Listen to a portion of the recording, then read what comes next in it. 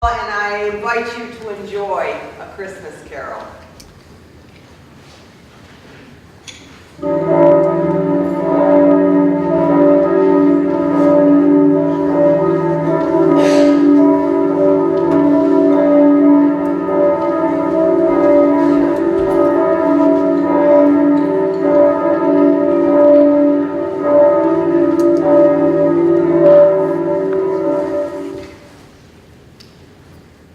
I have a ghostly little tale, which I hope will not put you out of sorts with yourself or with the season, or especially with me. May it haunt you pleasantly. Marley was dead to begin with. There can be no doubt about that. The register of his death was signed by the clergyman, the clerk, the undertaker, the chief mourner, and, well, Scrooge also signed it. And Scrooge's name is as good upon the change as anything he put his hand to. Oh yes, there can be no doubt. Marley was dead as a doornail. But mind you, I don't know what there is so dead about a doornail. If you ask me, a coffin nail would be the deadest piece of ironmongery in the trade. Oh, but there's wisdom in the sayings of the ancestors, so I will not disturb the proverb, but simply repeat most emphatically that Marley was dead as a doornail. Did Scrooge know he was dead? Well, of course he did. Scrooge was his sole executive, his sole administrator, his sole assigned, his sole residual legatee, his sole mourner, and sole friend. But Scrooge wasn't so cut up by the sad event that he wasn't a very good man of business. And on the very day of the funeral, he did not solemnize it with an undoubted bargain. Oh, the mere mention of Marley's death brings me back to the point at which I started. That Marley was dead to begin with. This must be clearly understood, or nothing good can come from the story I am about to relate. Scrooge never painted out old Marley's name. There it stood above the warehouse door, Scrooge and Marley. Scrooge and Marley was the name of the firm. Some people new to the business called Scrooge and other times Marley, but it was all the same to him. He answered to both names. Oh, but he was a tight-fisted hand to the grindstone, Scrooge was. A squeezing, retching, grasping, scraping, covetous old sinner, hard and sharp as flint, and as secret and self-contained and as solitary as an oyster. Oh, the cold within him froze his features. It nipped at his pointed nose. It shriveled his cheek. It stiffened his gait. It made his eyes red and thin lips blue, which spoke out shrewdly in a grating voice. There was a frosty rime on his head, and on his brow, and on his wiry chin. In fact, external heat and cold had little influence on Scrooge. No warmth could warm him, no wintry weather could chill him, and the heaviest rain and snow could better him in only one respect. It was often said that they fell handsomely, but Scrooge never did. No one ever stopped Scrooge on the street and with gladsome looks say, "My dear Mr. Scrooge, how are you? When will you come see me?" No beggar ever implored a trifle of him. No children ever stopped him on the street to ask what o'clock it was. And no man and woman ever in his life ever asked him where it was to such and such a place. In fact, even blind men's dogs seemed to know him. And when they would see him coming on, they would pull their masters into doorways and up courts as if to say, "No eye's evil than no eye's better than an evil eye, master." Oh, but what did Scrooge care? It was the very thing he liked. Now, of all the blessed days of the year, on Christmas Eve, Scrooge sat busy in his counting house. And it was cold and bleak and foggy and biting weather. And though the city clocks had just gone 3 o'clock, it was dark already. Scrooge kept the door of his counting house open so that he could keep an eye on his clerk, who, in a dismal little cell, sort of a tank really, sat copying letters. Scrooge's file was very small, but his clerk's even smaller. It looked to be but a single coal, but he couldn't replenish it because Scrooge kept the coal box in his own office. Once, when the clerk went in with a shovel, that the master predicted that it may be time for them to pause. Oh, and it had grown so cold that the clerk tried to warm himself by his candle, but not being a man of great imagination, he failed. "Good evening, Uncle. How are you? Merry Christmas to you." This was the voice of Scrooge's nephew, Fred, who had just come in through the door. Scrooge said, "Bah," without looking up from his work. And since he didn't know what else to say, he followed it up with a humbug. "Christmas a humbug, Uncle? You don't mean that." "I do," said Scrooge. "Merry Christmas. What's there to be so merry about? You're poor enough." "What's there to be so dismal about, Uncle? You're rich enough." "Bah," said Scrooge. "Oh, Uncle, don't be cross." "What else can I be when I live in a world of fools such as this?" said Scrooge. "Merry Christmas. What's Christmas time but a time of paying bills without any money? To find yourself another year older and not an hour richer. Why, if I could work my way, every idiot who goes about with Merry Christmas on his lips should be boiled in his own pudding and buried with the stake of holly in his heart." I like that thought. "Uncle, nephew, you keep Christmas in your way and let me keep it in mine." "But you don't keep it." "Well, let me leave it alone then. A fine lot it has ever done you." "Oh, Uncle, there are many things that have done me good that I have not profited in the least. Christmas, I dare say, is one of them. I believe Christmas to be a good time, a kind, forgiving, charitable, pleasant time of year. Why, the only time I know of in the long calendar year when men and women freely open up their shut-up hearts to one another and treat one another as fellow travelers to the grave rather than some other creatures bent on other journeys. And though it hasn't put a scrap of gold or silver in me pocket, I say Christmas has done me good and will do me good, and I say God bless it." The clerk in his cell involuntarily applauded, but when he realized his impropriety, he poked at his fire, extinguishing his coal forever. Scrooge said, "Let me hear another sound out of you, and you'll keep your Christmas by losing your situation." And then turning towards his nephew, he said, "Why, you're quite a powerful speaker, sir. I wonder why you don't go out for Parliament." "Oh, Uncle, you come and have dinner with Bess and me tomorrow." "Why did you get married?" "Because I fell in love." "Because you fell in love."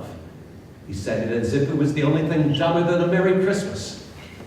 "Oh, Uncle, I want nothing from you. I ask nothing from you." "Good afternoon," said the nephew. "I made my homage to Christmas, and I will keep my Christmas humor to the very last. So, a Merry Christmas, Uncle. Good afternoon. And a Happy New Year. Good afternoon."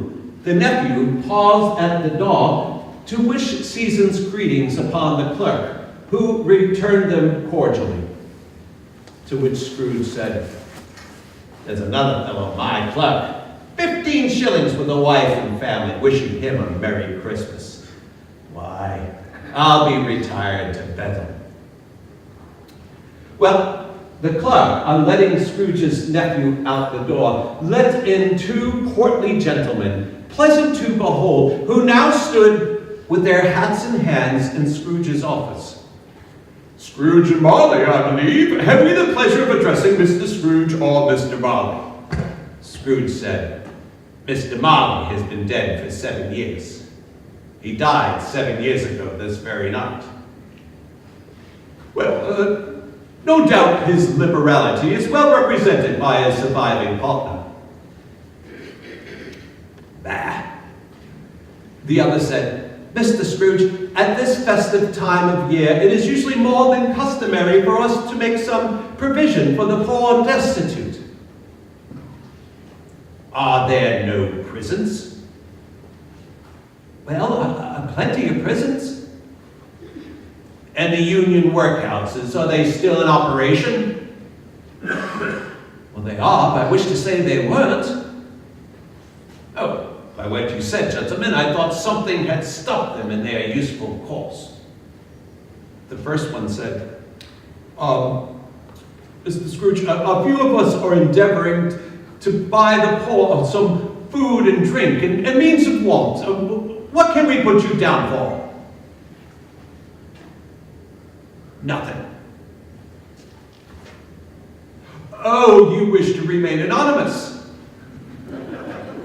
I wish to be left alone. Since you asked me what I wish, that is it.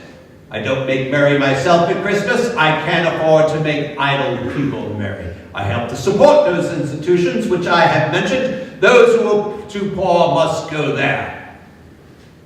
But some can't go there, and some would rather die. If they'd rather die, let them do it and decrease the surplus population.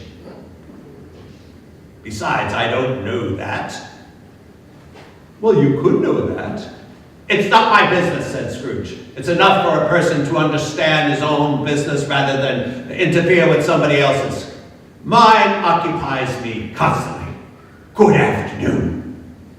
The gentlemen, seeing it would be useless to pursue their point, left the counting house.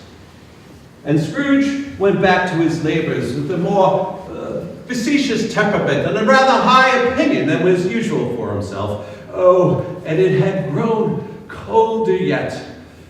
The owner of a scant young nose just then bent at Scrooge's keyhole and began to regale him with a Christmas carol. God rest ye merry gentlemen, let nothing you dismay. Scrooge grabbed the ruler with such energy that the owner of that scant nose ran off, leaving the keyhole to the darkness and the mist. Well, at long last, the hour of shutting up the counting house arrived, and Scrooge dismissed his clerk with ill will, and who quickly stuffed out his candle and now stood with his hat in his hand in Scrooge's office. Scrooge said, I suppose you'll be wanting the whole day tomorrow. It's quite convenient, sir, said his clerk. Scrooge said, it's not convenient and not fair. If I were to stop you £0.50, you'd think yourself ill-used. It's only once a year, sir. Fine excuse for picking a man's pocket every 25th of December. You be here all the earlier the next morning. And when the clerk promised that he would, Scrooge went out of the office with a growl. And then he went and took his usual melancholy dinner in his usual melancholy tavern, and then retired to his rooms that once belonged to his dead partner, Jacob Marley. It was a dreary, gloomy old building. Nobody lived in it but Scrooge, except some merchants did rent out some of the rooms, like the wine merchant who kept his casks in the cellar.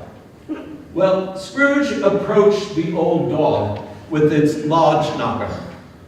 Now, it is a fact that there was nothing particular about this knocker except that it was exceptionally large.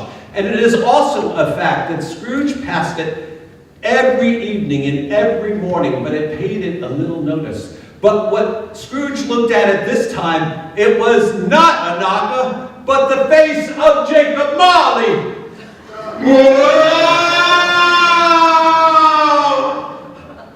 Oh, it had a pale light about it that looked like a bad lobster in a dark basement. It startled Scrooge, but when he looked again, it was a knocker again. Scrooge opened the door, and he lit a candle.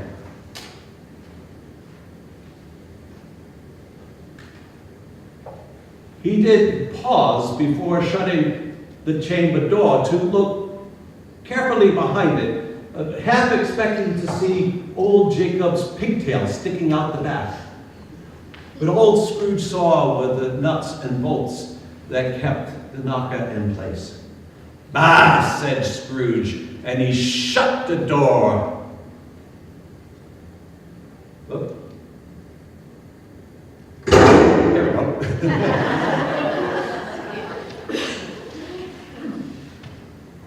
Scrooge fastened the door and walked across the hall and up the stairs, trimming his candle as he went. Up Scrooge went slowly, not caring a button for the darkness. You see, darkness was cheap, and Scrooge liked it that way. He did pause before shutting his chamber door to inspect his rooms to make sure that all was right. Thus satisfied, he took off his cravat and he put on his nightshirt and his slippers and his nightcap and sat down by his fire to take his gruel. Oh, it was nothing of a fire that Scrooge was obliged to lean over it, to brood over it, in order to extract the least bit of warmth from such a handful of coal. "Humbug," said Scrooge, and he threw his head back in the chair, and when he did, his eye caught sight of a little used bell whose purpose was long ago forgotten. And as Scrooge looked at this bell, it was with great astonishment and a strange, inexplicable dread that it began to sway a little. It swayed so little that it scarcely made a sound, but then it rang out along with every bell in the house. This went on for 30 seconds, maybe a minute, but it seemed to Scrooge more like an hour, and then all the bells ceased the way they began. Together. It was succeeded by a clanking noise.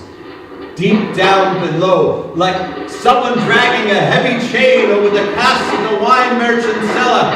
And then the cellar door flew open with a booming sound. And then the sound grew louder on the floor below, coming up the stairs, down the hall to his door. Scrooge said, "It's humbug still. I won't believe it." But his color changed when it came right through his chamber door and stood before him, and upon its coming in, the low fire sprang to life as if to say, "I know him, it's Marley's ghost!" The same face, the very same. Marley, in his usual waistcoat, tights, and boots. The chain he drew was wrapped around, clasped around his middle, and wrapped around him like a tail. It was made of keys and locks and cash boxes, deeds, ledgers, and heavy purses wrought in steel. And Marley was transparent, because as Scrooge looked at him, right at his waistcoat, he could see the two buttons on the back. Scrooge had often heard that Marley had no bowels, but up until then he had not believed it. Scrooge looked at the phantom standing before him, and though he could feel the chilling effect of its cold, dead eyes, and he could trace the texture of the kerchief that wrapped around its head and chin, Scrooge was incredulous. He addressed it. "What do you want with me?" "Much." Oh, that was Marley's voice, all right. "Who are you?" "Ask me who I was." "Who are you?" "In life I was your partner, Jacob Marley." "Oh," said Scrooge. "Can you sit down?" "I can." "Well, do it then."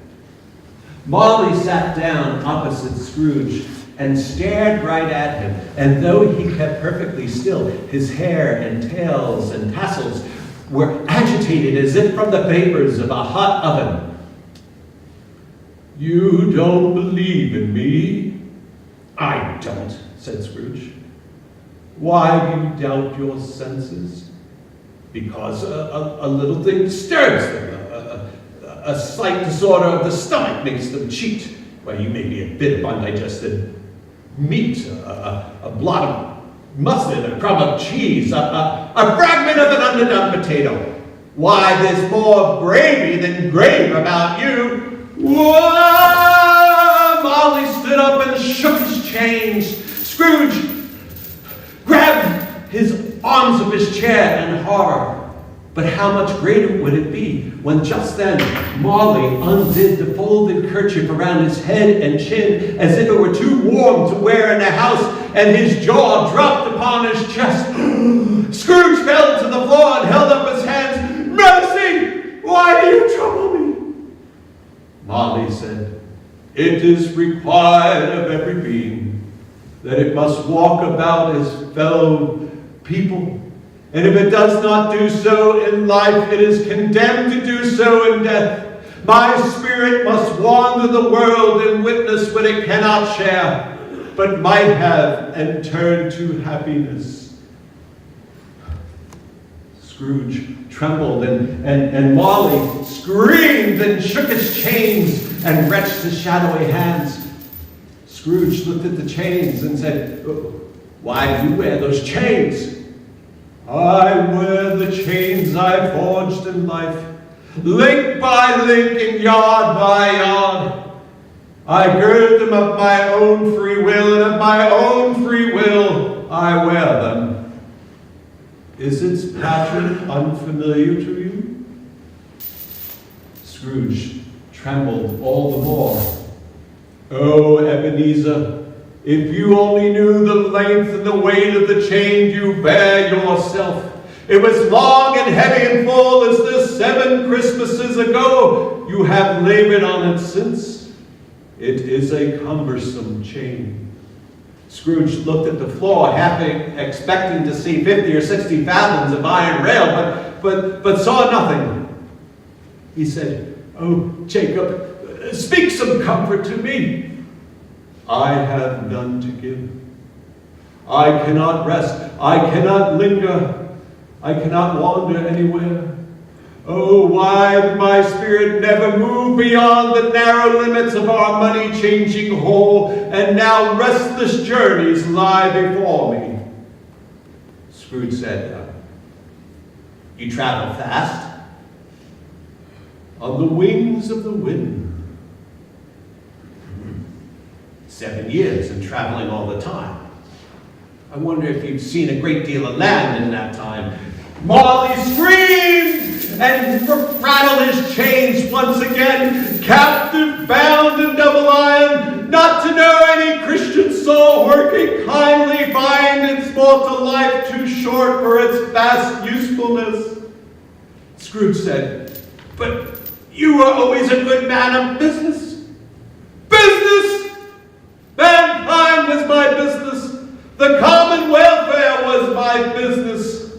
Molly held out its chain and then threw it on the ground. Hear me, Ebenezer. I have sat invisible beside you these 7 years. That was not the light part of my penance. Scrooge wiped his brow and shuddered at this thought.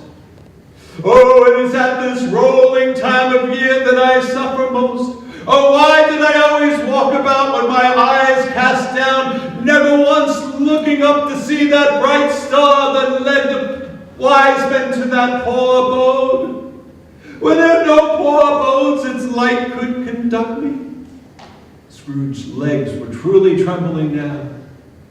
Hear me, I am here, Ebenezer, to tell you you have a chance and hope of avoiding my fate. Scrooge said, oh, well, you were always a good friend to me, Jacob. Jacob said, you will be haunted by 3 ghosts. Scrooge said, is this the chance and hope you were talking about? Molly said, it is. Scrooge said, well, then I'd rather not.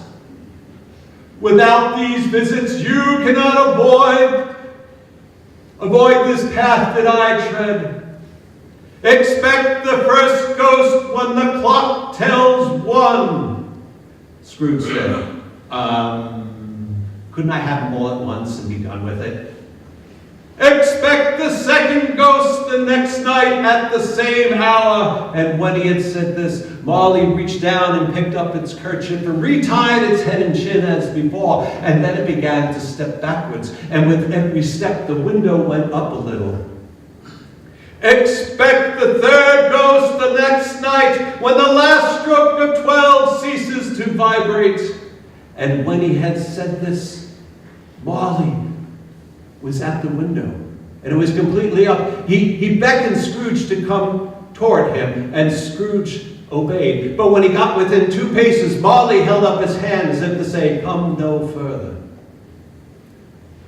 Scrooge heard confused noises in the air, incoherent sounds of lamentation and regret, wailings inexpressibly sorrowful and self-accusatory. Marley joined in the mournful dirge and then floated out into thin air. The air was full of phantoms moving hither and thither in restless haste and moaning as they went.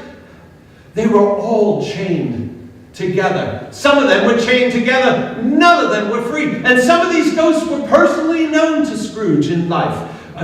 One old ghost with a monstrous safe chained to his ankle was trying to assist a poor widow who sat in a doorway with her infant. In fact, all the ghosts tried to assist for good, but had lost the power forever. And then Scrooge wasn't sure if the ghost faded into the darkness amidst, or the darkness and mist enshrouded them. But they and their mournful voices disappeared, and the night became as it was when Scrooge walked home. Scrooge shut the window. Hum! And then, in much need of sleep, Scrooge went straight to bed without undressing and fell into a deep sleep.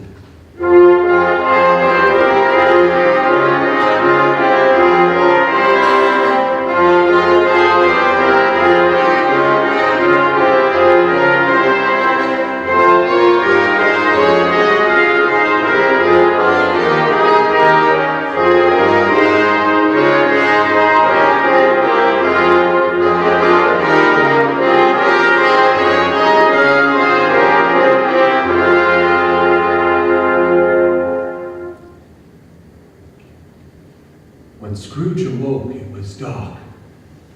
So dark that sitting up in bed to gather his thoughts together, he could not tell the difference between his opaque walls and the transparent windows of his chamber. He was endeavoring to pierce the darkness with his ferret eyes when a local church tower sounded a deep, dull, hollow, melancholy one. Light flashed in an instant, and Scrooge found himself face to face with the unearthly creature that drew them. And he was as near as it as I am to you, and I am in the spirit at your elbow. It was a strange creature, like a child, but more like an old person diminished to a child's proportions.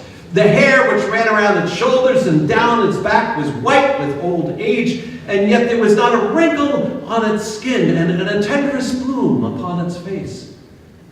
It wore a tunic, a bright light, and it had a lustrous belt around its waist, the sheen of which was beautiful, and in its hand it held a fresh sprig of Christmas holly. But the strangest thing about this creature was that from the crown of its head there shone an incredible jet of bright light by which all of this was seen. And what was the occasion, in its duller moments, a great extinguisher for a cap it held under its arm. As Scrooge looked at it, it seemed to fluctuate in its distinctness. Now it was a creature with one leg, and then one arm, and then it was a pair of legs without a body, and then a head without a body, and then it was itself again, as clear and distinct as ever. Scrooge said, "Are you the creature whose coming was foretold to me?" I am, it said. Oh, who or what are you? I am the ghost of Christmas past. Long past? Your past. Scrooge inquired what business had brought it to him. The spirit said, your welfare. Scrooge thought that uninterrupted sleep would have been more conducive toward that point, but the spirit seemed to hear his thoughts, so it said, your reclamation then. Rise and walk with me. Now the touch of its hand was soft like a woman's, but it was not to be resisted. And when Scrooge saw that they were making towards the window, he grabbed his robe in supplication and said, Spirit, I am mortal and will fall. The spirit said, there by a touch of my hand here, it said, touching his chest, and you will be upheld in more than this. And when they said this, they walked right through the wall, and Scrooge found himself on an open country road with fields on either hand. The city had completely vanished. Not a vestige of it was left, and went with it was the darkness in the midst, for now they stood on a bright, clear winter's morning, and snow was on the ground. Scrooge looked around and said, why, I was a boy here. Scrooge was conscious of 1,000 odors, each one connected to a different thought, hope, joy, and concern long ago forgotten. The spirit looked at him and said, your lip is trembling, and what is that upon your cheek? Scrooge said, nothing, just a pimple, that's all. Do you recollect the way? Remember it? I could walk it blindfolded. Pity to have forgotten it after all this time. They walked down this high road, and Scrooge, remembering every gate, post, and tree along the way. Soon they came to a market town with its bridge, church, and river. And then they saw some shaggy ponies trotting towards them with boys on their back. These boys were calling to other boys driven in gigs and carts by farmhands. All these boys were in high spirits and shouted to one another, Merry Christmas! Such that the fields were filled with this merry music, and the crisp air was glad to hear it. The spirit said, these are the shadows of the things that have been. They are not conscious of us. And then it said, the school from which they come is not yet deserted. One solitary boy, neglected by his friends, remains. I know, said Scrooge, I know. Well, they left this high road and walked down a well-remembered lane until they came to a mansion of dreary red brick. They went in the empty hall and began to look through many doors at rooms that were poorly furnished, cold, and vast. In one bare, melancholy room, made barer still by the lines of desks, there sat a solitary boy reading a book by a small fire. The spirit pointed at Scrooge's former self. Scrooge went and sat opposite the boy on a desk and said, oh, poor boy, I wish I had. Well, it's too late. The spirit said, is something the matter? Oh, it's just a boy singing Christmas carols outside my office today. I wish to I had given him something. The spirit said, let us see another Christmas. And with that, the room began to change. It grew older. Plaster fell from the walls, and the boy himself began to change. He grew older and now was not sitting, but was pacing about the floor. And Scrooge shook his eyes at this transformation. And then the door flew open, and in came a little girl, much younger than the boy. She ran up to him, threw her arms around him, and kissed him, and she said, dear brother, I've come to take you home, dear brother. Home, home. The boy said, Home, little friend? Oh, yes, home. Oh, Father is much kinder than he used to be. That home is like heaven, and he sent me with a coach to fetch you, and you're never to come back here. But first we're to be with each other all Christmas Day and have the most wonderful time in all the world. Then she threw her arms around him again and kissed him and took him by the hand and led him out the door. The Spirit turned to Scrooge and said, always a delicate creature, that a breath might have withered. She died a woman with children? Yes, Spirit. One child. Your nephew. Come, let us see another Christmas. And again, the scene changed, and now Scrooge found himself on the busy thoroughfares of the city. Shadowy passengers were passing and repassing. Coaches and carts were battling for the way.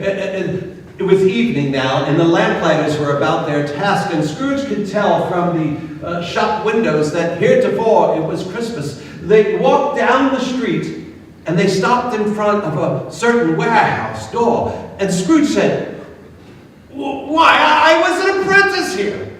And going inside, and at the sight of an old gentleman in a Welsh wig, who sat at a desk so high that if it had been 2 inches taller, he would have bumped his head on the ceiling, that Scrooge exclaimed, "Why, it's old Fezziwig! Alive again! But there he is, old Fezziwig, bless his heart!" Yes, old Fezziwig put down his pen and looked at the clock whose hands said 7 o'clock. Then he rubbed his hands together and tugged at his capacious waistcoat, and then he laughed all over himself, from his shoes to his organ of benevolence. And then he shouted out, "Yo-ho, Dick! Yo-ho, Ebenezer!" In came Scrooge's former self, and now a young man, followed by his fellow apprentice. Scrooge said, "Why, it's Dick Wilkins! To be sure, there he is! Oh, Dick! Oh, he was mighty attached to me! Oh, dear, dear!" Fezziwig said, "We'll have no more work tonight, me lads. It's Christmas Eve, Dick. It's Christmas Eve, Ebenezer. Now, go and put up them shutters before a man can say Jack Robinson." The boys went out and put the shutters in place. 1, 2, 3. They put the pins in position. 4, 5, 6, and fastened them into place. 7, 8, 9. And then in they came, and Fezziwig said, "Clear away, me lads. We must have room here." Well, there's nothing the boys wouldn't or couldn't clear away with old Fezziwig looking on. It was done in half a minute. Every movable was packed away as if it were dismissed from public life forever. And then the floors were swept and watered. Fuel was placed upon the fire, and the lamps were lit, and soon the warehouse was as warm and dry and snug and bright as you would want from a banquet room on a winter's night. And then in came the fiddler with music under his arm, and he went up into the high desk, and he made an orchestra of it, and then he tuned up his fiddle that sounded like 50 stomach aches. And then in came Mrs. Fezziwig with her capacious smile. In came the 3 Miss Fezziwigs, who were beaming and lovable. In came the 6 followers whose hearts they broke. In came the housemaids and the cook. In came all the young men and women of the business, some shyly, some boldly, some awkwardly, and some gracefully. They came in every how and anyhow. And then away they all went, 20 couples at a time, halfway round and back again, up the middle and back again. That old head couple always turning up at the wrong spot. New head couple taking off as soon as they got there. All head couples at last. And you know what? There could have been 4 times as many people there. But Fezziwig, despite his rotundness, was more than their match on the dance floor. And Mrs. Fezziwig was his equal in every respect. And that is high praise. And if there's higher praise, you tell me it, and I will use it. And then Fezziwig clapped his hands and said, "Well done, well done." And then the fiddler plunged his face in a pot of porter that had been reserved for that purpose. And then there were more dances. And there was a cake, and there were more dances, and a great piece of cold roast, and mince pies, and more dances, and plenty of beers, and more dances. But when the hands of the clock pointed to 11, and the domestic ball began to break up, Scrooge, Fezziwig and his wife, each took their positions, one on either side of the door, and greeted each one of their party-goers as they went out that night, wishing them a Merry Christmas. All the while, Scrooge acted like a man completely out of his mind, into the scene and with his former self. The spirit was glad to see him in such mood, and she said, "A small matter. Small matter indeed to make these silly folk so full of happiness. This whole party cost a few pounds of your mortal money, 3 or 4 perhaps. Is that so much that he deserves such praise?" "Oh, it isn't that," said Scrooge. "It's that he had the power to make us happy or unhappy, to make our service a pleasure or a toil, light or burdensome, while the happiness he gives as if it were worth a fortune." But when Scrooge felt the spirit looking at him, he became quiet. The spirit said, "Something the matter?" "No. There must be something." "Oh, it's just that I wish to have had a word or two with my clerk today, that's all." The spirit said, "Quick, my time grows short. Let us see another Christmas." And Scrooge's former self turned down the lamps. And then Scrooge saw himself again, now a man in the prime of his life. And though he did not bear the harsh and rigid lines of old age, he had begun to show the signs of care and avarice. He was not on this park bench alone, for sitting next to him was a pretty young girl who had tears in her eyes that reflected back the light of the ghost of Christmas past. She began, "A small matter. Another idol has possessed you, Ebenezer. But if it can offer you comfort and cheer in the years to come, I've no cause grieve." "What idol has possessed me?" "A golden one, Ebenezer. Oh, you fear the world too much. I have watched as your nobler aspirations fallen off one by one until the master passion gain remains, have I not?" "What then? If I become all the wiser, what then? I've not changed towards you, have I?" "In words, no." "Well, in what then?" "You are changed in nature. Another atmosphere of life, altered spirit. Oh, Ebenezer, if you were free, would you choose a dowryless girl such as me? I do not. And so I release you, Ebenezer. With a full heart for the man you once were, may you be happy in the life you have chosen." And with that she got off and walked off, and the younger Scrooge got up and walked in another direction. Scrooge looked and said, "Oh, Spirit, show me no more. Take me back. Why did you delight in torturing me?" "One shadow more," it said. "No more, no more. I don't want to see it. Show me no more." But the spirit pinioned his arms against his side and forced Scrooge to look upon what was next. They were in another room, not very large or handsome, but full of comfort. And then Scrooge saw a pretty young girl sitting by a fire that Scrooge thought it was the very same as before. But then Scrooge saw her, now a comely matron, sitting by her own fire with her daughter. They were not alone in the room because it was perfectly tumultuous as there were more children there, that Scrooge in his agitated state could not count them. There was a poet who once said there were 50 children acting as one. Well, each one of these children was acting like 50.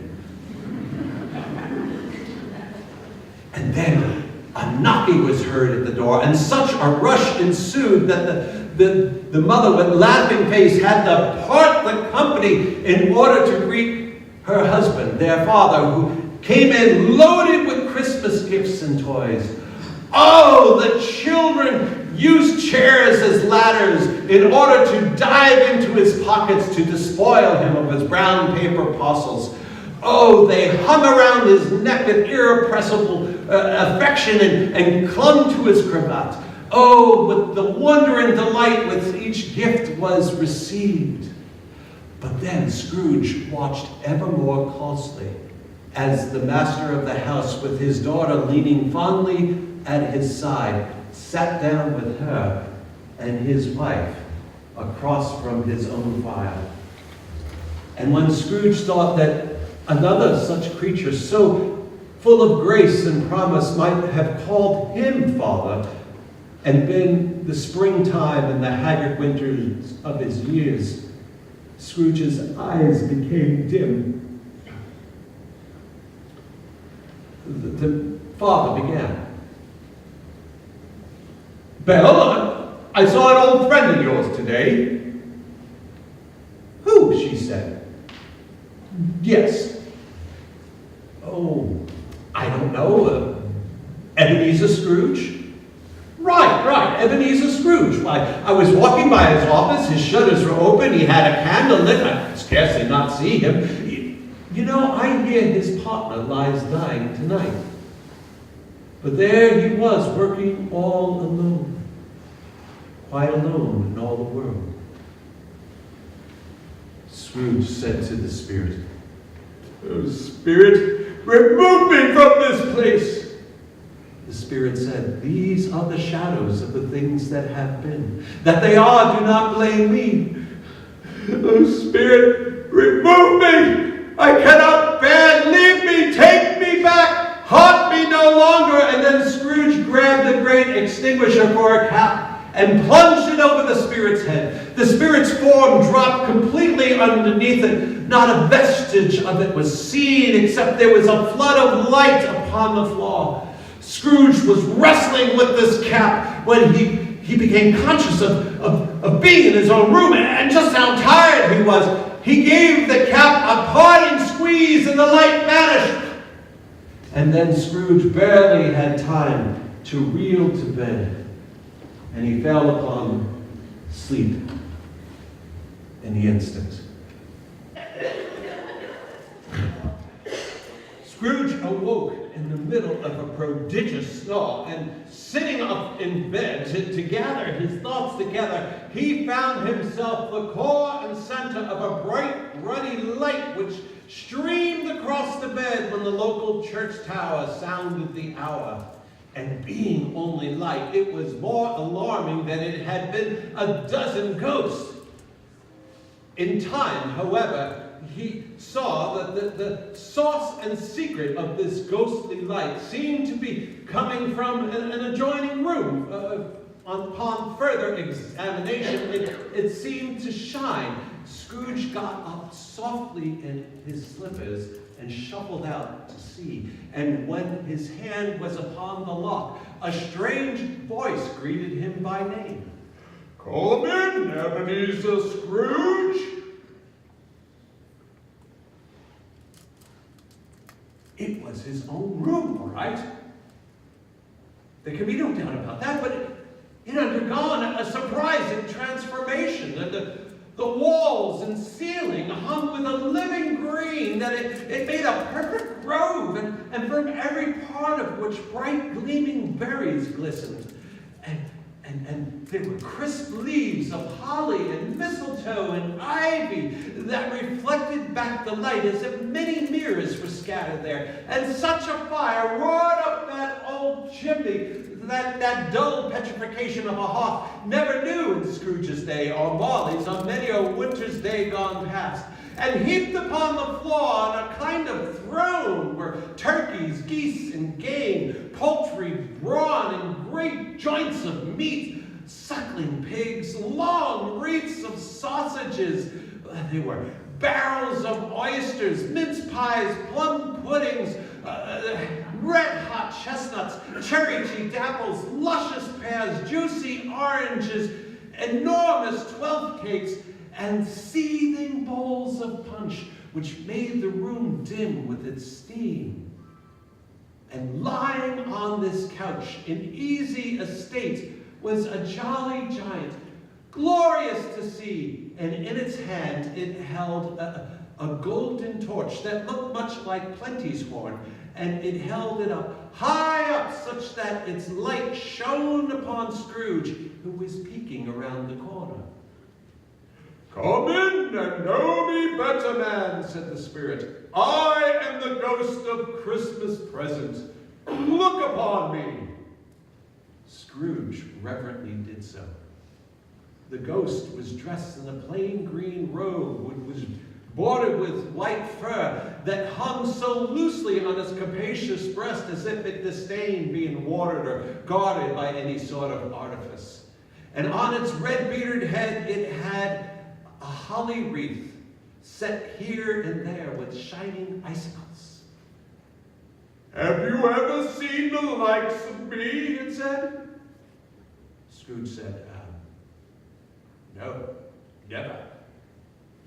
"Have you ever seen any of my younger brothers and sisters?" "Oh, what am I saying? I am very young." "Any of my older brothers and sisters in these years gone past?"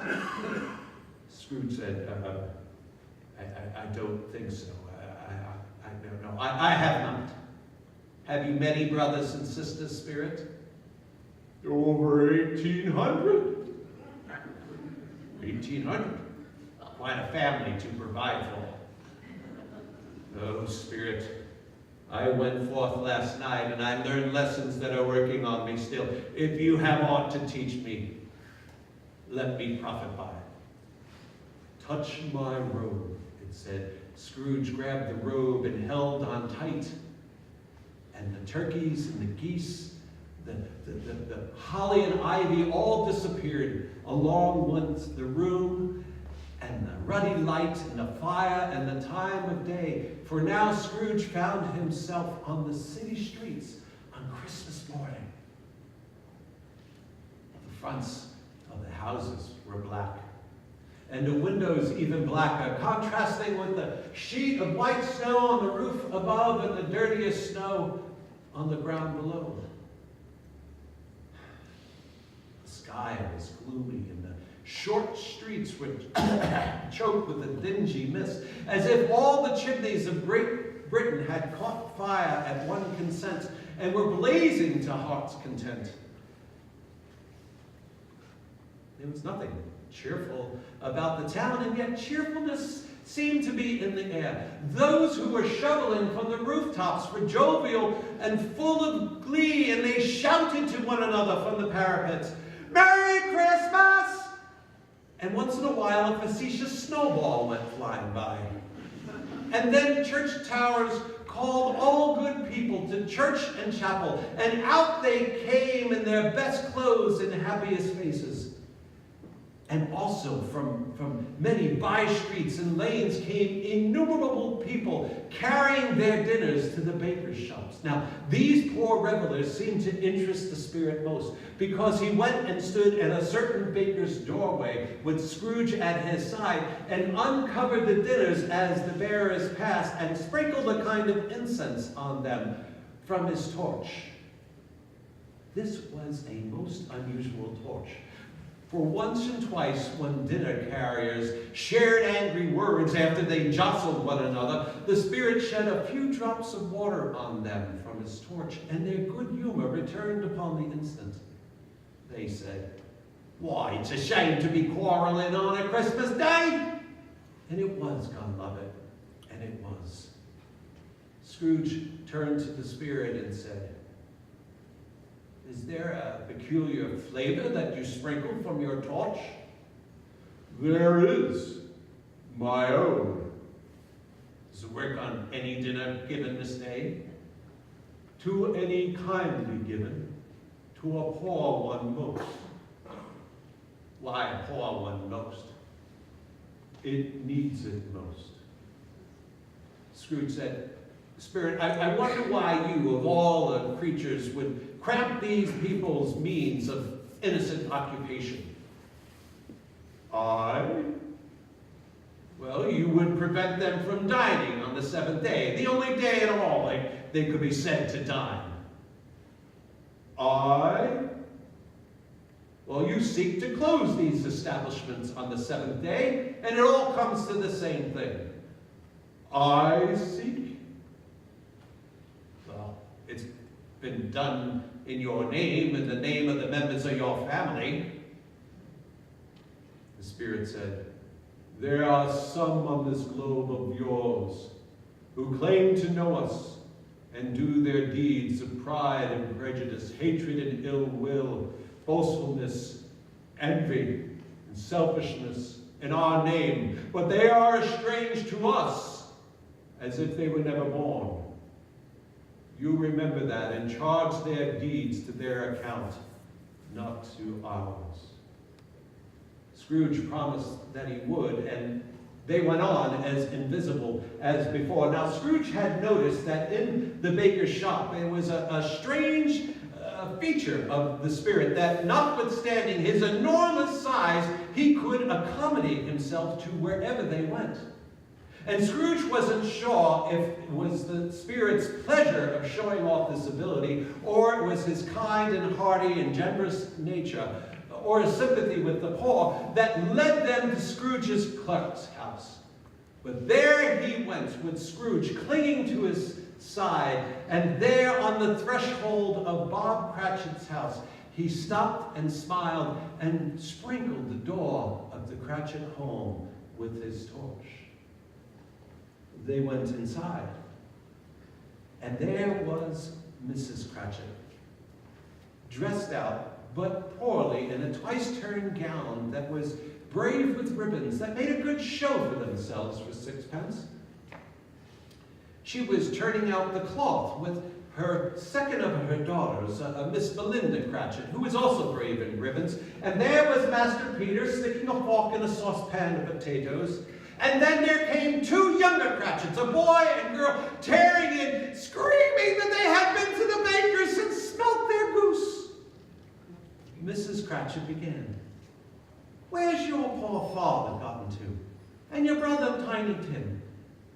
And Martha wasn't as late as this by half an hour last year." "Here's Martha, Mother," said the two younger Cratchits. "Oh, Martha, there is such a goose." "Oh, bless your heart alive," said Mrs. Cratchit, kissing her daughter a dozen times on the cheeks. "How late you are." Martha said, "Well, we had a great deal of work to finish up last night and had to clear away this morning." "Oh, so long as you come," said Mrs. Cratchit. "Here, sit ye down by the fire and have a warm." "No," said the two younger Cratchits, who seemed to be everywhere at once. "Here comes Father. Hide, Martha, hide." So Martha hid herself, and in came Bob Cratchit with Tiny Tim upon his shoulder. Alas, poor Tim, he bore a little crutch, and his limbs were supported by an iron brace. Bob said, "Where's our Martha?" "Not coming," said Mrs. Cratchit. Bob said, "Not coming on Christmas Day?" Oh, but Martha didn't like to see her father disappointed, so she came out from her hiding place behind the closet door and threw her arms around him. And then the two younger Cratchits ushered Tiny Tim off to the washing room so that he might hear the pudding singing in the copper. Mrs. Cratchit asked, "How did Tiny Tim behave?" Bob said, "Oh, as good as gold and better. He'd become quite thoughtful sitting by himself so often, and he thinks the strangest things. Well, he said to me on our way home that he hoped the people of the church saw him, because he was a cripple, because it might be pleasant for them to remember on Christmas Day who it was that made blind men see and lame beggars walk.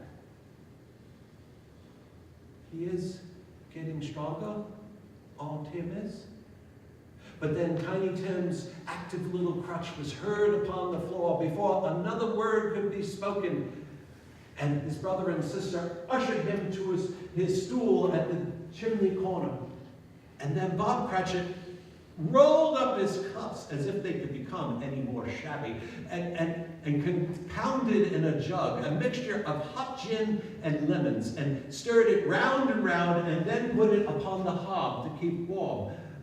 And then Master Peter and the two ubiquitous Cratchits went off to fetch their goose, which they brought back in high procession. Oh, such a bustle ensued! You would have thought the goose was the rarest of birds. Mrs. Cratchit got the gravy hissing hot that she had prepared ahead of time. Master Peter mashed the potatoes with incredible vigor. Miss Belinda sweetened up the applesauce. Bob took Tiny Tim on a stool in the table corner next to himself. Martha dusted off the hot plates, and then the younger Cratchits put chairs for everyone. At long last the dishes were set upon, and grace was said, and it was succeeded by a breathless pause, as Mrs. Cratchit looked down the long carven knife, and as she prepared to plunge it into the breast. And when she did, and that long expected gush of stuffing oozed forth, there was one murmur of delight all around the board, and Tiny Tim, encouraged by his brother and sister, banged his knife handle on the table and feebly shouted, "Hurrah! Oh, there never was such a goose. Its size and seasonings, its flavor, its cheapness were the subjects of universal admiration. Eked out by the potatoes and the applesauce, it was a fitting meal for the whole family." And when Mrs. Cratchit eyed but a single bone upon the plate, she said, "Why, we haven't eaten it all." And then Miss Belinda got up and started changing the plates, and Mrs. Cratchit got up from the table alone, too nervous to bear any witnesses, to go out and turn out the pudding and bring it in. While she was gone, Bob leaned across the table and said to his children, "Suppose the pudding shouldn't be done enough. Suppose it should break in the turning out. Suppose someone gotten over the wall into our backyard while we were making merry with the goose and stolen it." A supposition that made the two younger Cratchits livid. All sorts of horrors were ensued. And then, look at that! A blot of steam. That's the pudding coming out of the copper. And, oh, a smell of a washing day. That was the cloth coming off the pudding. And a smell of an eating house. That was the pudding. And in 30 seconds, Mrs. Cratchit came in, flushed but smiling, with the pudding, hard and firm like a bespectacled cannonball, aflame in ignited black brandy, and bedight with a sprig of Christmas holly in the top. Bob Cratchit said, "A wonderful pudding, Martha. Best since our wedding day." She said, "Well, I had me doubts about the amount of flour. Everyone had something to say about it, but no one said it was a rather small pudding for such a large family. In fact, it would have been plumb heresy to say so, and any Cratchit would have blushed at the mere suggestion. At long last, dinner was done. The dishes were put away. The hearth was swept. More fuel was placed upon the fire. Apples and pears were strewn upon the table, and a shovelful of chestnuts were thrown upon the fire. And Bob sampled the hot stuff in the jug and deemed it perfect. And then he had the family get together in what he called a circle of chairs, but was really just half a one. And there at Bob's elbow was the family's collection of glassware, which consisted of 2 tumblers and a custard cup with its handle missing.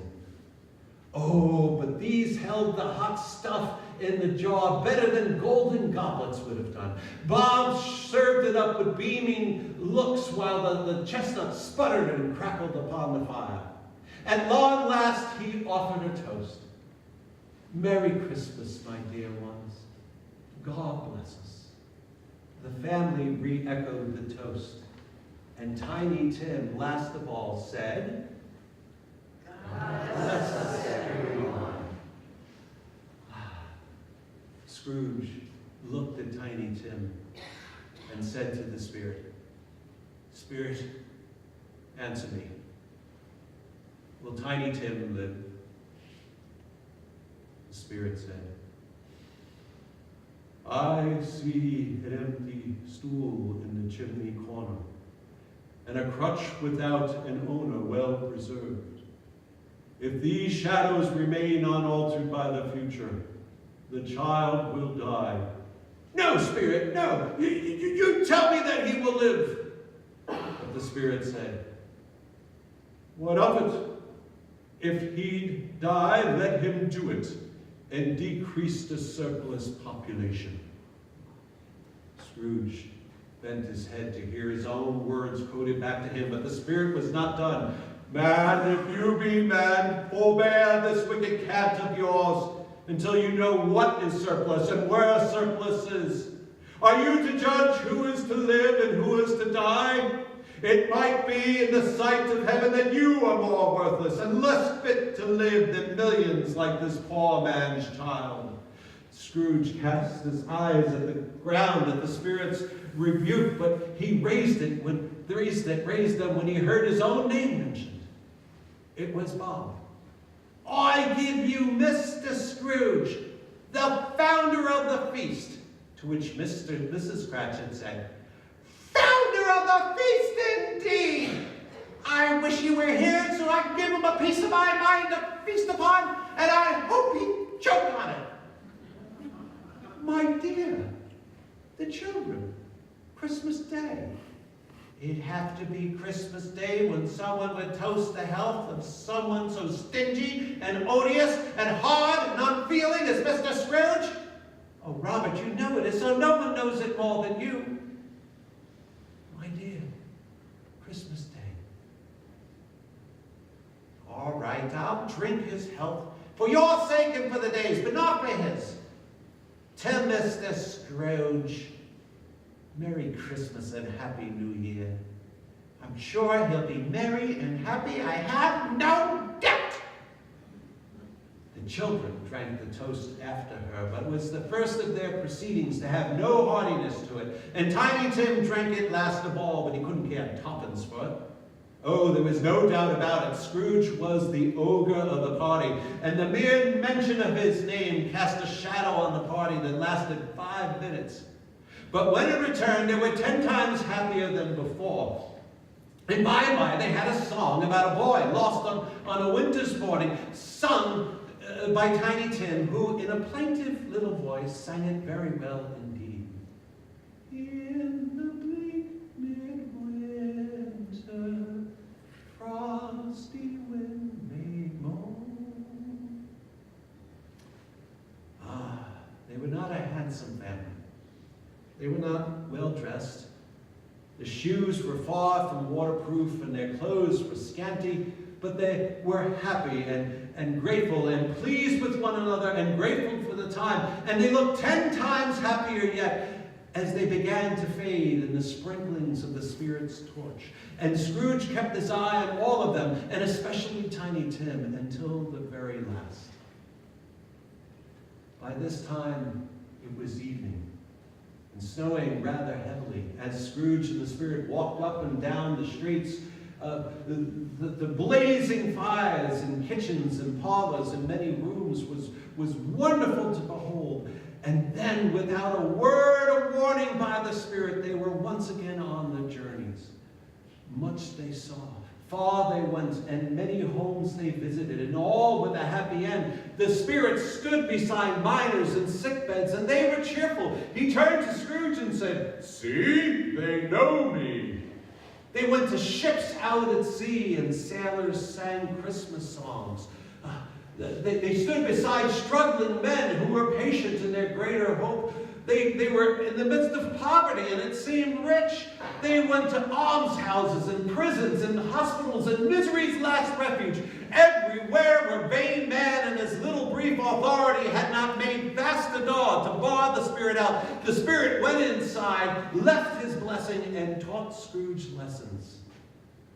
And it was in listening to the moaning of the wind that Scrooge was surprised to hear a hearty laughter. And it was even greater surprise to see that this hearty laughter came from his own nephew, and that he was standing in the nephew's home. And it was clear and bright and dry and warm. And the Spirit was standing at his side and looking upon the same nephew with affirming affability. The nephew began, "Do you know what? He said Christmas is a humbug, and you know what? I think he believed it." "Oh, for shame of him, Fred." This was the voice of Scrooge's niece by marriage, Fred's wife.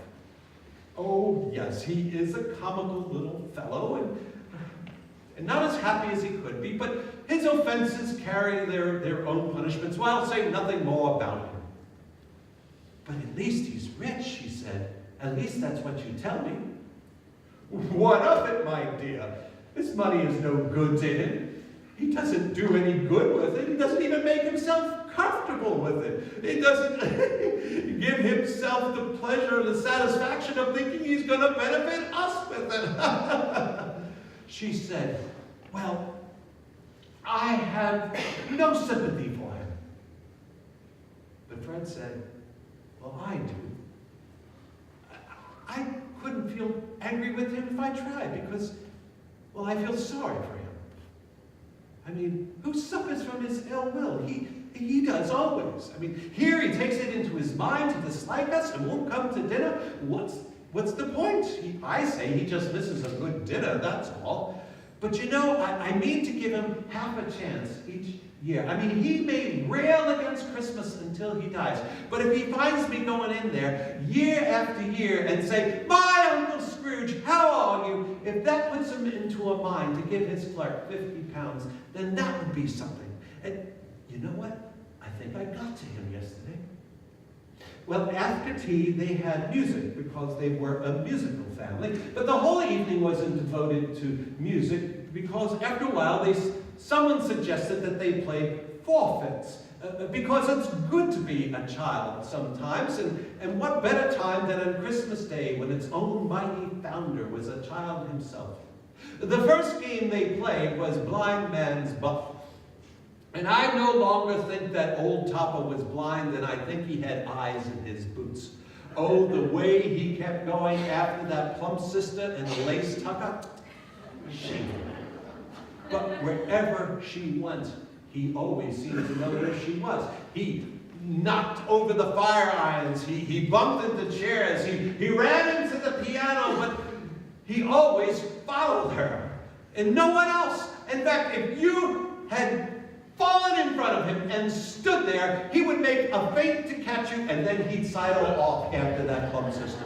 She often cried, "Hey, that's not fair!" And it certainly wasn't. But at long last, he trapped her in a corner from which there was no escape, and then their behavior became quite execrable. They got quite confidential behind the curtain. Oh! Scrooge had become so gay and light of heart that he wholly forgot the purpose of why he was there, or that his sound made no noise in their ear. The Spirit was glad to see him in such humor and smiled at him. That Scrooge begged like a little boy if they could stay until the last guest left, but the Spirit said this would not be possible. Scrooge said, "Oh, here's a new game. Just 1/2 hour more. Just one." The game was yes or no. Fred began. "I'm thinking of an animal, a rather savage, disagreeable animal, who been known to talk, who grunts and growls and walks about the streets of London, Who am I? A horse! Oh, no, said Fred. A pig? Oh, no. A wee donkey. No. And it wasn't a bear, a cat, or an ass. Finally, that plump sister, the lace tucker, said, I think I know. Who? Said Fred. It's your Uncle Scrooge? And it certainly was, though many people complain that the answer to, is it a bear, ought to have been yes. But Fred said, since my uncle has given us such merriment tonight, it would be ungrateful of us not to toast his health. So raise a glass of mulled wine. Come on, raise a glass of mulled wine. Come. To Uncle Scrooge. A Merry Christmas, Happy New Year, whatever he is. Oh, Scrooge had become so happy again he would have thanked the company with inaudible speech if the Spirit gave him the opportunity. But once again they were on their journeys and the last breath spoken by his nephew. It was a long night. If only it were a night, because Scrooge had his doubts. Because he had noticed that the Spirit was growing much older. He didn't say anything about this until they were standing in an open field, and he noticed that the Spirit's beard had gone gray. Scrooge said, are Spirits' lives so short? The Spirit said, my time on this globe is very short indeed. It ends tonight. Tonight, said Scrooge. Tonight, at midnight. Hark! My time approaches. A local church tower sounded 11:75. Scrooge said, Spirit, forgive me if I'm not justified in asking, but I see something there, not belonging to yourself, protruding from your skirts. Is it a hand or a claw? The Spirit said, it might as well be a claw for all the flesh there is upon it. Look here. And from the foldings of its robe, it revealed 2 children, wretched, abject, frightful, hard, and miserable. Scrooge looked and said, Good Spirit, are they yours? They are man's, but they appealed to me from their fathers. This boy is ignorance. This girl is want. Beware them both, and all their decree, but beware this boy most. For I see doom written on his brow, until the writing be erased. Scrooge said, have they no refuge? No recourse? The Spirit said, are there no prisons? No counting houses? Scrooge bent his head to hear his words quoted back to him by the Spirit. And then he lifted them.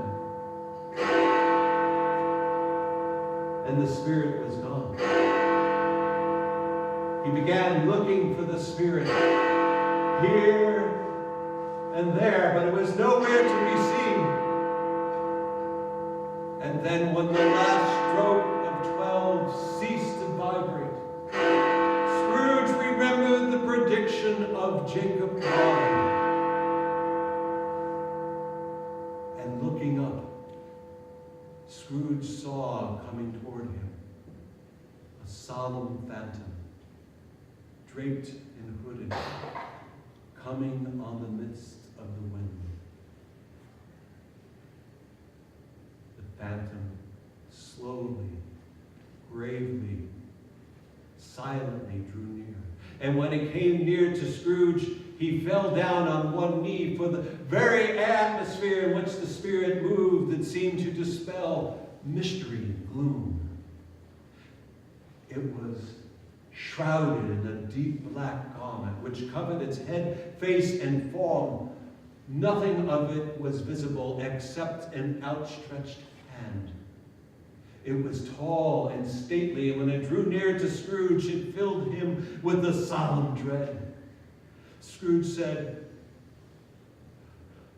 "Am I in the presence of the ghost of Christmas yet to come?" The Spirit said nothing, but merely pointed to the ground. "You are about to show me the shadows of things that have not happened, but will happen in the time before us. Am I right?" The Spirit inclined its head. Now this would be the only answer Scrooge would receive. Now, Scrooge had become so accustomed to being in the presence of ghosts that he had grown used to them. But in the presence of this Spirit, he became so nervous that his knees shook that he could barely stand. The Spirit gave him a chance to recover, but this scared Scrooge even more, because just the thought that behind that dark shroud, ghostly eyes were staring at him. "Oh, good Spirit, I fear you more than any other spirit I have seen. But since I know your purpose is to do me good, and since I wish to be a man other than what I was, I will gladly bear your company, and do so with a thankful heart. Will you not speak to me?" The Spirit merely pointed off into the distance, and Scrooge said, Oh, yes, good Spirit. The night is waning fast, and it is precious time to me. Lead on, lead on." The Spirit moved away from Scrooge the way it had come, and Scrooge followed in the shadow of its dress, which seemed to lift him up and carry him along, he thought. The city began to spring up around them, but there they were in the heart of it, upon the exchange. And Scrooge saw there were the merchants walking up and down and jingling chains in their pockets the way Scrooge remembered, and the Spirit stopped and pointed to a certain knot of them meeting. And Scrooge went in to listen to their talk. "I don't know anything about it," said a great fat one with a monstrous chin. "I just know he's dead, that's all." "When did he die?" "Why, last night, I believe." "Well, what did he do with his money?" "Oh, I don't know, he hasn't left it to me, that's all I know." Another said, "Well, it's likely to be a rather cheap funeral. I don't know anybody would go to it. Why don't we form a party and volunteer?"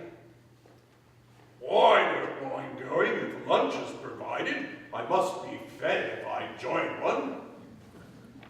"Well, I wasn't so sure I wasn't his most particular friend. We used to stop and talk whenever we met him. Well, ta-ta." They moved on, and the ghost pointed to another couple of people meeting and talking. These men were known to Scrooge. They were men of business, very wealthy and of high importance, and such that Scrooge had always tried to stand in their esteem, in a business sense, of course. He went and listened to their talk. Well, old Scratch got his own at last. Yes, so I hear. Mighty cold for Christmas. Are you on schedule? No, something else, I believe. That was it. That was their meeting. That was their conversation. That was their parting. Scrooge had wondered whether these conversations had something to do with his dead partner, Jacob Marley, but no, that was in the past, and this ghost province was in the future.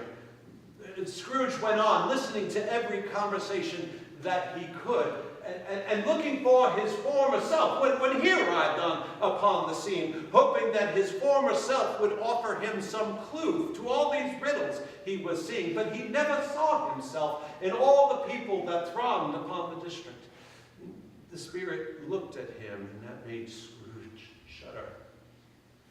Well, they left this busy part of town and went to a district of the city that Scrooge had never penetrated before. The ways were foul and narrow, the shops and houses wretched. The people were slipshod, drunken, half-naked, ugly. The whole quarter reeked of crime, of filth, of misery. Scrooge and the spirit entered a low-brow beetling shop with its irons, bones, bottles, rags, and greasy offals where they were bought and sold. And there, sitting amongst his wares, was a gray-haired rascal, about 70 years of age, smoking a pipe.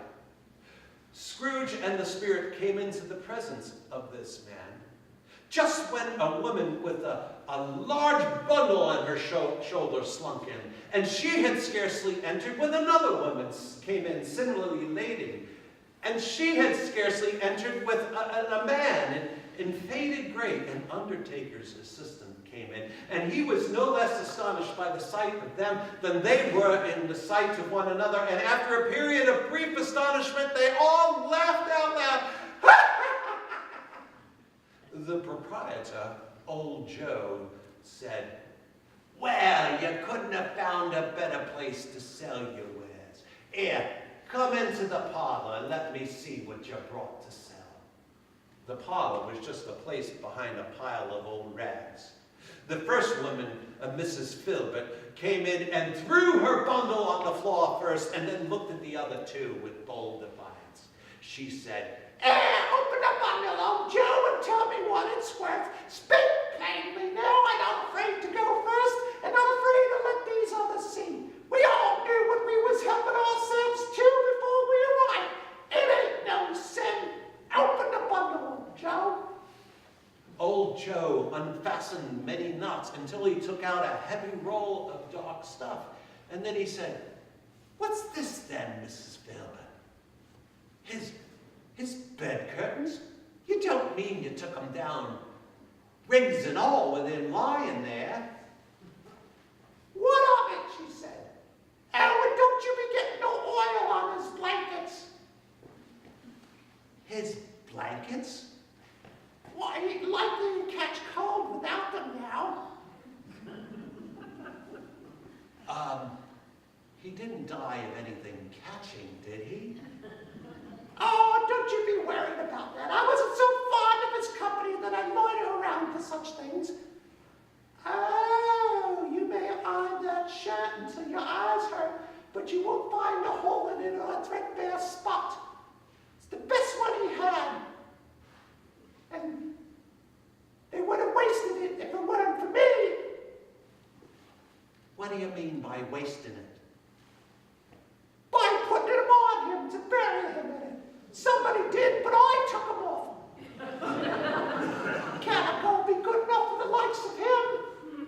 Scrooge listened to this conversation in horror until Old Joe took out a flannel bag and told out the gains upon the floor. "Well, that'll be the end of it," he said. To which Mrs. Filbert said, "Right, he frightened everybody off while he was alive in order to benefit us when he's dead." Scrooge said, "Oh, good spirit, I'm afraid the fate of this man might be my own. My life tends that way now. Oh, good heavens, what is this?" Scrooge recoiled in terror because he almost backed up into a bed, a bare, uncurtained bed. Under a ragged sheet, something awful lay. And though it were dumb, it announced its presence with an awful language. The room was dark, too dark to be observed with any sort of accuracy, but Scrooge still looked around it in a secret obedience to some urge to know what kind of room it was.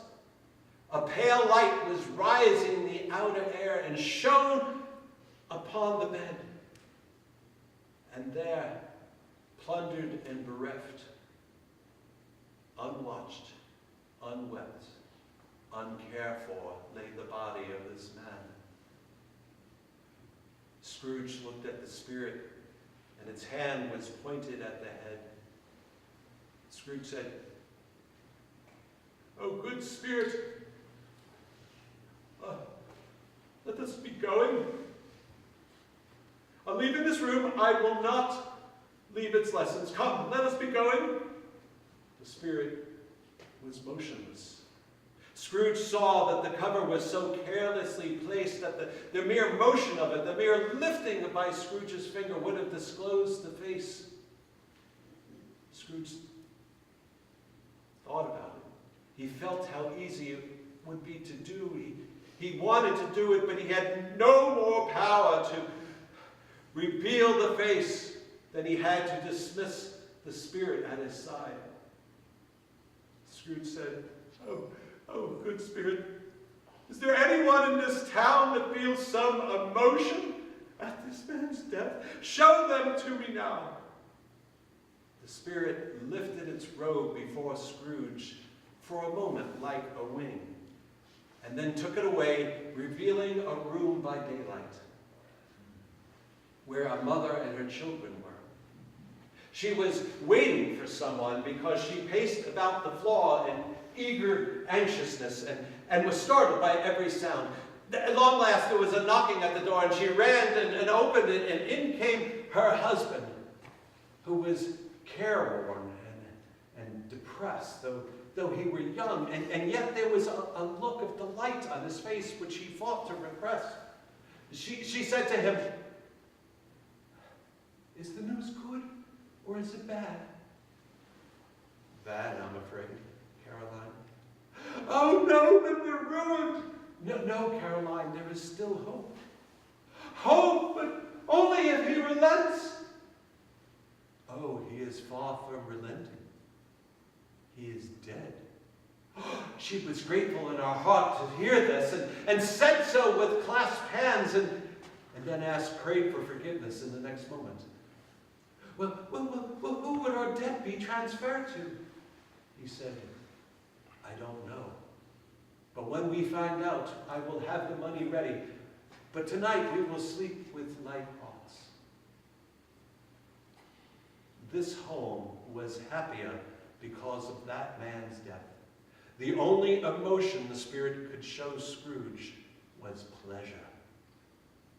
Scrooge said, "Oh, spirit, show me some tenderness connected with this man's death, and that dark chamber will be forever with me." The spirit conducted Scrooge down many streets, and Scrooge kept looking for the shadow of himself, but never saw him. They came to Bob Cratchit's house, and going inside, they found it very quiet. The two younger Cratchits sat still as statues in a corner, and they were looking at their brother, who had a book open in his lap. And the mother and the daughters were around the table doing needlework, but they too were quiet. And he took a child and put her in the midst of them. When Scrooge heard those words, the boy must have read them when he and the spirit crossed the threshold. Why does he not go on? Just then the mother put her work on the table and wiped her eyes and said, "The color hurts my eyes.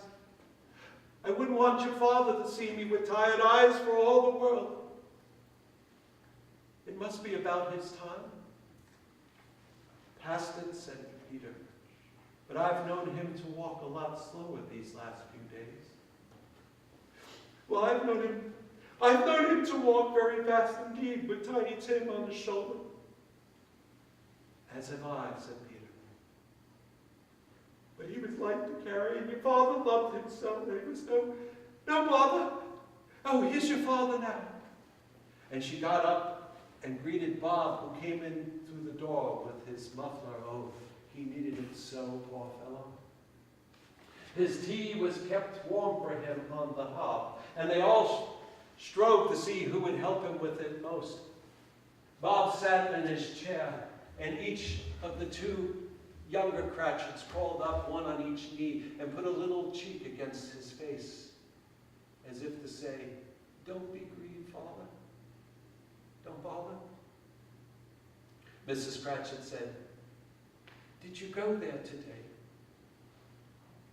Bob said, yes. And I wish you had been with me. It would have done you good to see how green the place is. But you'll see it often. I promised him that we would go there on Sundays. The family gathered around the fire and talked. Mrs. Cratchit and her daughters continued to do needlework, and Bob Cratchit told them about the incredible kindness that Mr. Scrooge's nephew, who he had scarcely met the once, offered him when he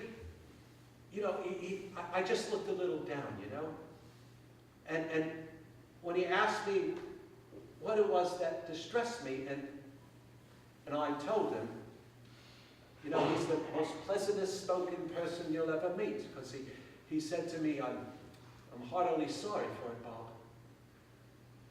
And heartily sorry for your good wife, too. By and by, how he knew that, I'll never know. Knew what, my dear? That you were a good wife? And then Bob said, I don't suppose that we'll forget our Tim, or this first parting there was amongst us? No, Father, no. And then he said, and when we remember how plain and mild he was, and we will be so quick to argue and forget our Tim? Never, they said. Bob said, I am happy. So very happy. Spirit of Tiny Tim, of childish essence, what's it called? Scrooge turned to the spirit and said, Good Spirit, I sense our time of parting is at hand. How I know it, I don't know, but before you do, who was that man that lay upon the bed? The Spirit conducted Scrooge as before, until they came,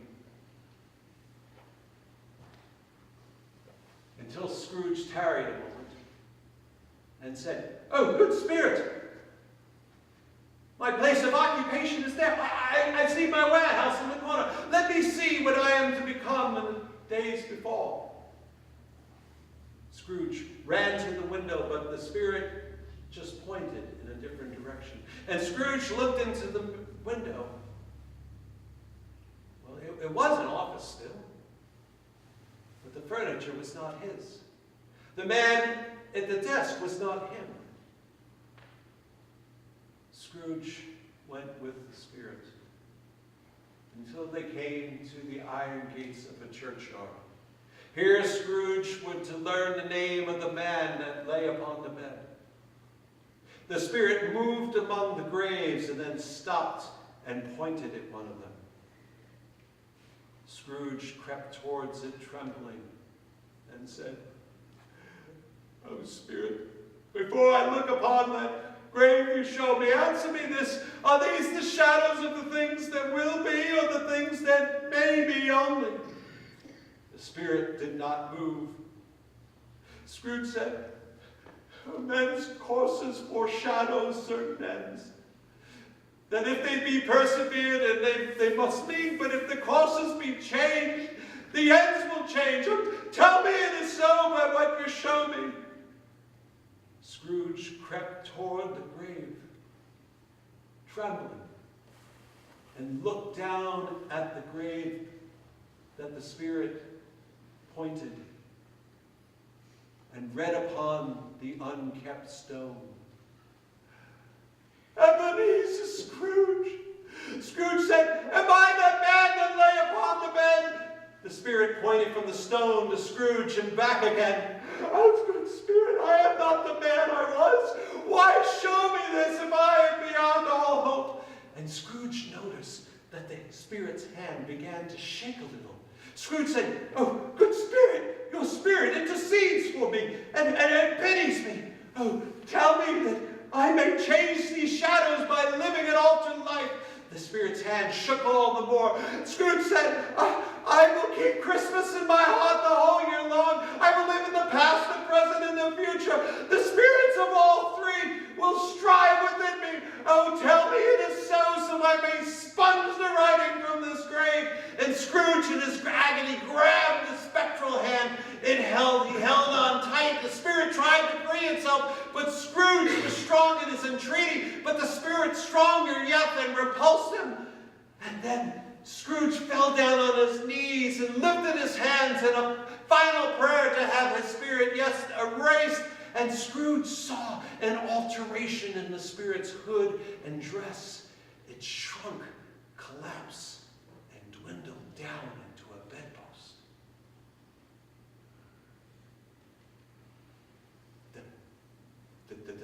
The bedpost. It was his own. The bed, it was his own. And best and happiest of all the time before him was his own to make amends in.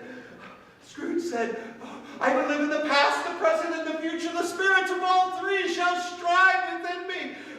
He scrambled out of bed. Oh, Jacob Marley, in heaven and Christmas be praised.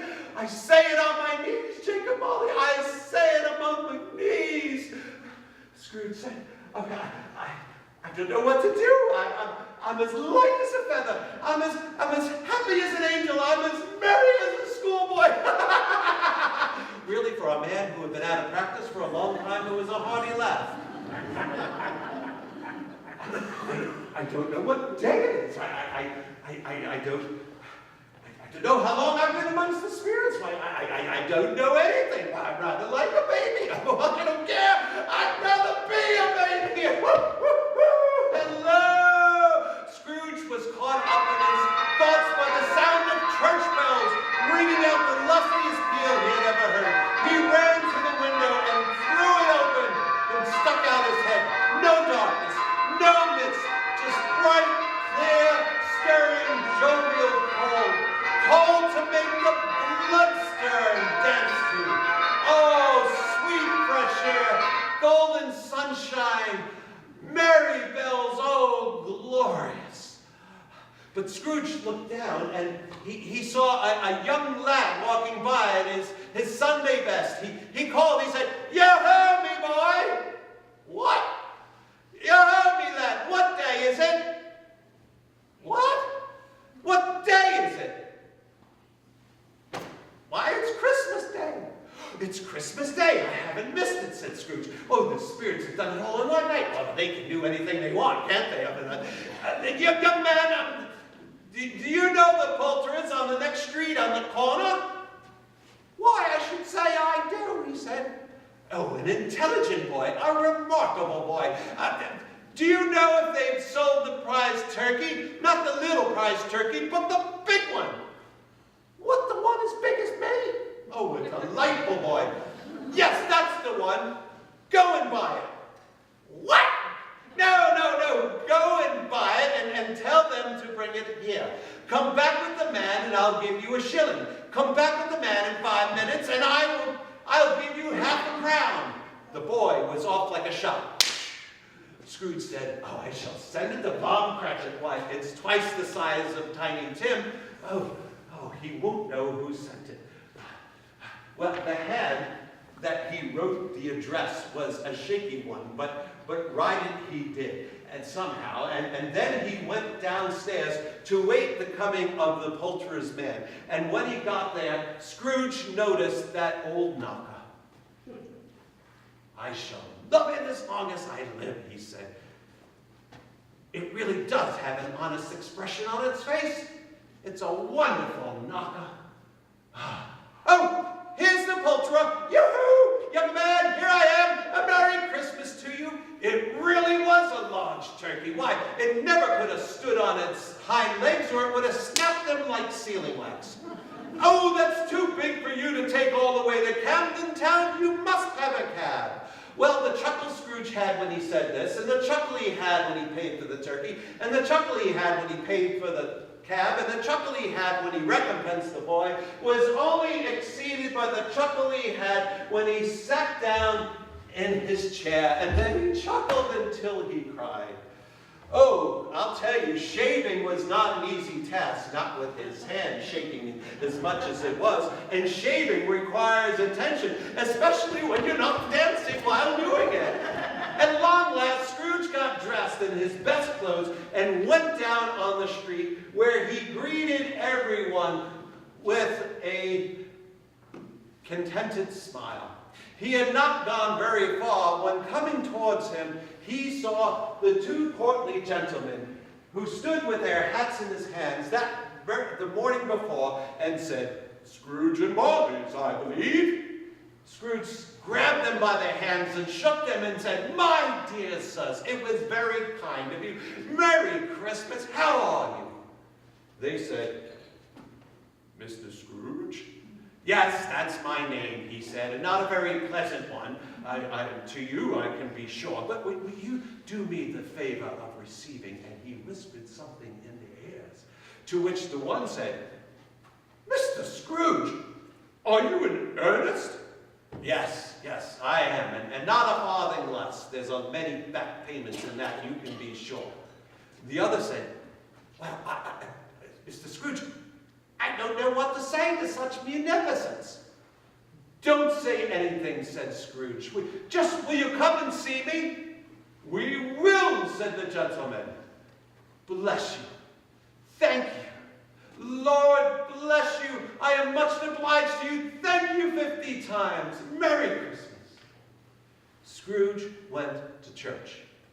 And after church, he walked about the streets of London, watching the people walking to and fro. Scrooge patted children on the head, and he talked to beggars.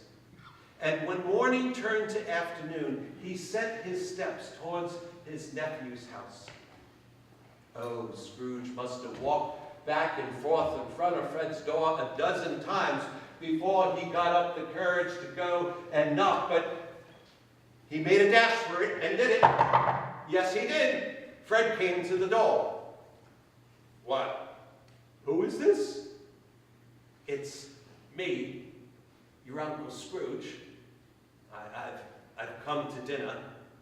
That is, if you let me in." "Let him in? Oh, it's a wonder Fred didn't shake his arm off."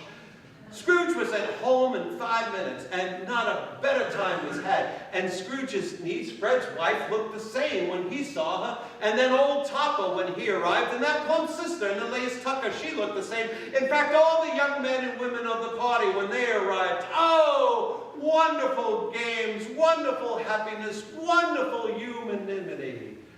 But Scrooge was to the office all the earlier the next morning, if only to catch Bob Cratchit coming in late. It was the very thing he hoped for. And Scrooge did arrive early. Yes, he did. He did it. Scrooge looked at the clock. 9 o'clock. No Bob. 9:15. No Bob. Bob Cratchit was full 18 and a half minutes off his time. His hat was off and his muffler too before he came into the door, and then he came in and jumped on a stool and began writing as if he were trying to overtake 9 o'clock. Scrooge kept the door of his counting house open so that he could catch him when he came in. "How late you are." Bob said, I'm sorry, sir. I'm off me time."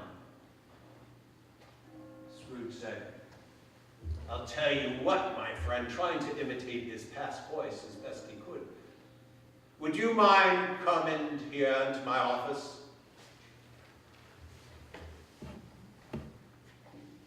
"Sorry, sir. It's only once a year. I was making rather merry last night. It shan't happen again." Scrooge said, "I'll tell you what, my good friend, and therefore," he said, jumping up from his chair and giving Bob Cratchit such a dig in his waist that he fell back into the tank, "and therefore, I am about to raise raise your salary. Bob Cratchit had a mind of knocking Scrooge down to the floor and pinioning his shoulders to the ground and calling for help in the courtyard. What's up? A Merry Christmas, Bob. A merrier Christmas than I have ever given you, Scrooge said, patting him on his back. And I will raise your salary and assist you with your struggling family. Now, go and buy another coal scuttle before you dot another I, and we shall talk over your affairs this afternoon over a bowl of smoking bishop. Well, Scrooge was better than his word. He did it all and infinitely more. And to Tiny Tim, who did not die, he became a second father. He became a good a man, a good a friend, a good a master as that good old town or city or borough or knew in the whole good old world. You know, some people laughed to see the alteration in Scrooge, but Scrooge let them laugh. He was wise enough to know that nothing good happened on this globe, that some people didn't have their share of laughter. But Scrooge laughed in his heart, and that was good enough for him. Scrooge never had another visit from the spirits, as far as I know, but it was always said of him that he always knew how to keep Christmas well, if any man alive had the ability. And so, may that be said of all of us, this Christmas and always. And as Tiny Tim once observed, God bless us everyone. Have a Merry Christmas. Thank you for listening to this story.